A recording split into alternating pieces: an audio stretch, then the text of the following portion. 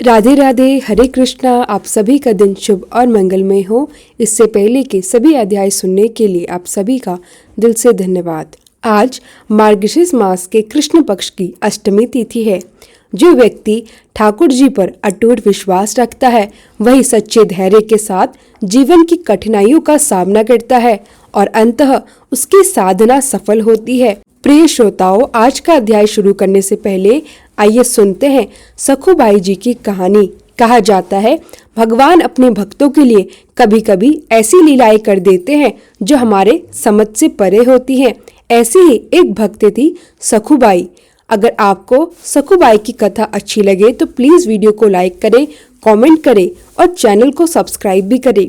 महाराष्ट्र के एक गांव में एक ब्राह्मण परिवार था। पति पत्नी पुत्र और बहू का नाम था सखुबाई। बचपन से वह संतों के संग रहे, श्रवण करती और श्री कृष्ण की चिंतन में लीन रहती। सखुबाई बड़ी साध्वीन थी, पर उनके ससुराल में लोग उनके विपरीत थे। सास ससुर और पति तीनों ही उनके भजन वंदन के खिलाफ थे। वे न केवल भगवान का नाम नहीं लेते बल्कि कभी कभी उन्हें मारते पीटते भी थे। सखुबाई को फटे कपड़े, रूखा खाना और अनवरत यातनाएं सहनी पड़ती। फिर भी उन्होंने कभी भगवान का स्मरण नहीं छोड़ा और कभी किसी से द्वेष नहीं किया। गांव वाले सखुबाई पर तरस खाते थे, पर किसी की हिम्मत नहीं थी कि वह ससुराल वालों को समझा पाते। सखुबाई सब पीड़ा सहते हुए भी भगवान सच्चे प्रेमी की भांति सर्वदा प्रभु का स्मरण करती रही। वह अपने दुखों में भी प्रसन्न रहती। कहती, अगर मेरे पास सास ससुर अच्छे होते तो मेरा भक्ति मार्ग बाधित होता, इसलिए मुझे यह सब सहना चाहिए ताकि मेरा प्रेम और बढ़े। एक बार पंढरपुर में बड़ा कीर्तन मेला चल रहा था। भक्त मंडलियां नाच गाकर पंढरपुर जा रही थी। सखुबाई का मन भी वहां जाने को व्याकुल हो उठा। रोज पानी भरने का बहाना बनाकर वह घर से निकली और भक्तों के बीच चली गई। भक्तों की संगति देखकर उनका हृदय प्रेम से भर गया। वह भक्ति में मग्न होकर नाचने लगी, पर कोई पड़ोसन ने जाकर उनकी सास को खबर कर दी। सास और पति ने डंडे उठाकर उनका पीछा किया। उन्होंने सखुबाई को पकड़कर मंडली से अलग किया और बड़ी बेरहमी से पीटा। फिर उन्होंने खंबे से बांधकर 2 सप्ताह तक बिना खाना पानी और रोज मारपीट करवाने का फरमान किया। सखुबाई रोते हुए भी केवल विठ्ठल विठ्ठल, हरे कृष्णा गोविंद कहती रही। उनका हृदय प्रभु के ध्यान में लगा हुआ था। सखुबाई की कठिन दशा को देखकर ठाकुर जी का हृदय उद्वेलित हुआ। रुक्मणी जी ने यह देखकर पूछा, प्रभु क्यों उदास हैं? तब पांडुरंग ने बताया कि उनकी भक्त सखुबाई को जकड़ा गया है और वे उससे मिलना चाहती है। रुक्मणी जी से कहते हुए ठाकुर जी चले गए। ठाकुर जी एक नव युवती का रूप धारण करके पहुंचे और सखुबाई की रस्सियां खोली। फिर चमत्कार देखिए, ठाकुर जी ने उसी रस्सी में स्वयं बंधकर सखुबाई का स्थान ले लिया। वह सखुबाई का रूप धारण करके चुपचाप पिटाई सहने लगे। बिना किसी शिकायत के सखुबाई भक्त मंडली के साथ पंढरपुर चली गई। नाम संकीर्तन करते हुए भक्ति में पूर्णतः लीन होकर ठाकुर जी के सहने के कारण कुछ दिनों बाद ससुराल वालों का मन बदल गया। दया हुई और उन्होंने सखुबाई, जो असल में ठाकुर जी का वेश था, को खोल दिया, स्नान करवाया और भोजन करवाया। उनकी सेवा भक्ति देखकर उनका हृदय परिवर्तित हो गया। वह सखुबाई के भक्त बन गए। यह देखकर देवता और रुक्मणी जी ने सखुबाई को पुनः जीवन दिया और कुछ दिन बाद सखुबाई पुनः अपने घर लौटी। जब सखुबाई वापस आई तो असली चमत्कार हुआ। उनके सास ससुर पति का स्वभाव पूरी तरह बदल चुका था। उन्होंने सखुबाई से प्रेम, आदर और श्रद्धा से व्यवहार किया। गांव वाले जो देख रहे थे वे आश्चर्य से भर गए।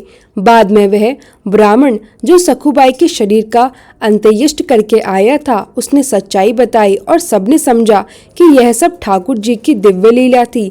सखुबाई ने अपने पर उत्पीड़न करने वालों को क्षमा करके उन्हें भक्ति का मार्ग दिखाया और उनकी सहायता से वे भी परम धाम को प्राप्त हुए। इसलिए प्रिय भक्तों, भक्ति की राह पर चलते हुए यदि जीवन में कलेश और दुख आए तो घबराए नहीं। यही संकेत है कि प्रभु आपकी ओर दृष्टि कर रहे हैं और उनकी कृपा निकट है। जो भक्त विषम परिस्थितियों में भी निष्ठा रखे, उनके लिए भगवान अवश्य ही कुछ अद्भुत कर दिखाते हैं। प्रेम से बोलिए विठ्ठल नाथ की जय, सकुबाई की जय हो। अब सुनिए आज का अध्याय। देवऋषि नारद ने नारायण मुनि से कहा, हे ब्राह्मण, मैंने आपके मुख से अनगिनत दिव्य कथाएं सुनी है, पर मेरा लोलुप मन अभी भी तृप्त नहीं हुआ। मैं श्री कृष्ण के जन्म खंड का विस्तृत वर्णन सुनना चाहता हूँ। वह कथा जो जन्म मरण के बंधन तोड़ती है, कर्म बंधन का नाश करती है, भक्ति प्रदान करती है और मुक्ति का बीज देती है। बताइए, किसकी प्रार्थना से, किस काल में, किस कारण और कहाँ श्री कृष्ण ने अवतार लिया? वासुदेव कौन थे? देवकी कौन थी? किन लीला रूपों से श्री हरि ने ब्रज में लीला की? गोपी और गोपियों का परिचय, राधा रानी की विशेषता, नंद बाबा और यशोदा जी का पुण्य और अंततः श्री कृष्ण मथुरा क्यों गए? आप ये सारी कथाएं विस्तार से सुनाइए। यह श्रवण बहुत पुण्यदायिनी है। नारायण मुनि बोले, हे देवऋषि, तुम महान और पुण्यात्मा हो। जहाँ श्री कृष्ण की कथाएं होती हैं, वहाँ सब देवता, ऋषि और तीर्थ भी निवास करते हैं। जिसने मन चित्त से श्री कृष्ण की कथा सुनी और आंसू बहाए, वही सच्चा भक्त है। जो समस्त जगत को श्री कृष्ण जानकर प्रेम करता है, वही महाज्ञानी है। फिर नारायण मुनि ने श्री कृष्ण के गोलोक निवास, राधा रानी व गोपियों की सुषमा का वर्णन करना आरंभ किया। उन्होंने बताया कि गोलोक एक दिव्य लोक है। वहाँ की शोभा, पारिजात वृक्ष, सुंदर मार्ग और राधा कृष्ण के नृत्य लीला का मनोरम चित्र दिया। नारद ने आगे पूछा, किस कारण श्री कृष्ण ने पृथ्वी पर अवतार लिया? तब नारायण ने बताया कि प्राचीन काल में वारकल्प में पृथ्वी असुरों के अत्याचार से पीड़ित हो गई थी। देवता भी असुरों के भारी दबाव से दुखी थे। पृथ्वी ने ब्रह्मा जी के पास जाकर अपनी व्यथा सुनाई। ब्रह्मा जी ने देवता और भगवान शंकर के साथ विचार विमर्श कर पांडुरंग के पास पहुंचे। श्री हरि ने निर्णय लिया कि वह स्वयं अवतरित होंगे और दैत्यों के भार को दूर कर देंगे। ब्रह्मा और शिव ने श्री हरि से निवेदन किया। श्री हरि ने कहा, मैं गोलोक में राधा के साथ निवास करता हूँ, पर तुम्हारी पीड़ा समझकर मैं अवश्य पृथ्वी पर आकर दैत्य संघ को हराऊंगा। तब देवता और ब्रह्मा ने उनकी स्तुति की और भगवान ने अवतार लीला आरंभ की। नारायण मुनि ने गोलोक का मनोहर वर्णन, वहाँ के 33 प्रमुख गोपिकाओं के नाम और उनकी शोभा का विस्तृत वर्णन किया। सुशीला, शशिकल, यमुना, माधवी, रति, कदम्ब, माला, कुंती, जानवी, प्रभा, चंद्रमुखी, पद्मामुखी, सावित्री, सुधामुखी, शुभा, पद्मा, पारिजाता, गौरी, सर्वमंगला, कालिका, कमला और भी अनेक गोपियां। उनके आश्रम रत्नों धातुओं से सुसज्जित थे और वह रूप में एक दूसरे से समान थी। गोलोक ब्रह्मांड से ऊपर और परे है। वहां तक सृष्टि की सीमा है। वहां श्री कृष्ण राधा के साथ दिव्य लीला करते हैं और वहां के दृश्य सुनकर देवता भी आनंदित हो उठते हैं। नारायण मुनि आगे बताते हैं, पृथ्वी ने ब्रह्मा जी के सम्मुख कहा कि उसके ऊपर जो भार है वह असुर और अधर्म से आते हैं। जो लोग धर्म नहीं मानते, दया सत्य नहीं रखते, झूठ बोलते, गुरु देवता का अपमान करते, धर्म आचरण नहीं करते, उनसे पृथ्वी अत्यंत पीड़ित है। ब्रह्मा ने कहा, मैं उपाय करूंगा। फिर ब्रह्मा, शिव और अन्य देवता श्री हरि के पास गए और उन्होंने जगत के उद्धार के हेतु श्री हरि से प्रार्थना की। श्री हरि ने कहा, ठीक है, मैं अवतरित होकर असुरों का संहार करूंगा। तब गोलोक और वैकुंठ के दिव्य दृश्य, पारिजात वृक्ष और श्री राधा कृष्ण की लीला का वर्णन हुआ। नारायण मुनि ने बताया कि गोलोक की शोभा नित्य अनुपम है। वह मात्र शब्दों से कहा न जा सके, पर सुनने में भी मन को अमृत सी तृप्ति मिलती है। फिर कथा आगे बढ़ती है। यह बताया गया श्री कृष्ण का जन्म किस प्रकार हुआ, वसुदेव और देवकी कौन थे और किस तरह से श्री कृष्ण बचपन में गोकुल गए। श्री कृष्ण ने कई लीला ऐसी की जिनसे दुष्ट कंस का नाश हुआ और गोप वेश में वे गोपियों के संग रास विलास करते रहे। ये सब प्रेम रस की दिव्य घटनाएं थी जिनमें राधा रानी का विशेष स्थान था।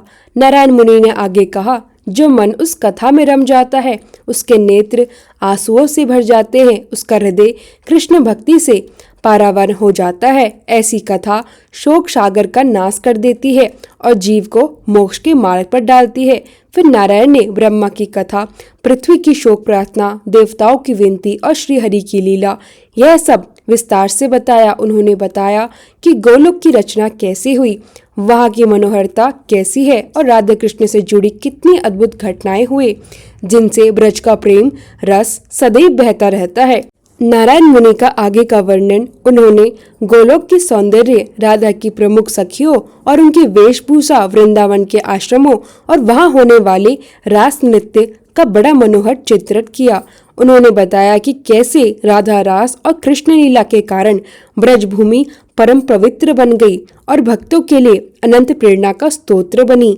फिर कथा में श्री हरि के अवतार के उद्देश्य पर पुनः प्रकाश डाला गया। दैत्य संघ का नाश, धर्म की स्थापना, भक्तों का रक्षण और भगवत भक्ति का प्रसार। साथ ही नारायण मुनि ने कहा कि जिन लोगों का मन भक्ति भाव से भर जाए और वह कथाएं सुनकर तृप्त हो जाएं, उनको सच्चा वैष्णव माना गया है। अंत में नारायण मुनि ने कहा कि श्री कृष्ण की कहानियां महान मंगलकारी हैं। इन्हें सुनने से मन निर्मल होता है और जीवन का मार्ग स्पष्ट होता है। यही कथा सुनने सुनाने का कारण है कि हम सब यहाँ एकत्रित हुए हैं।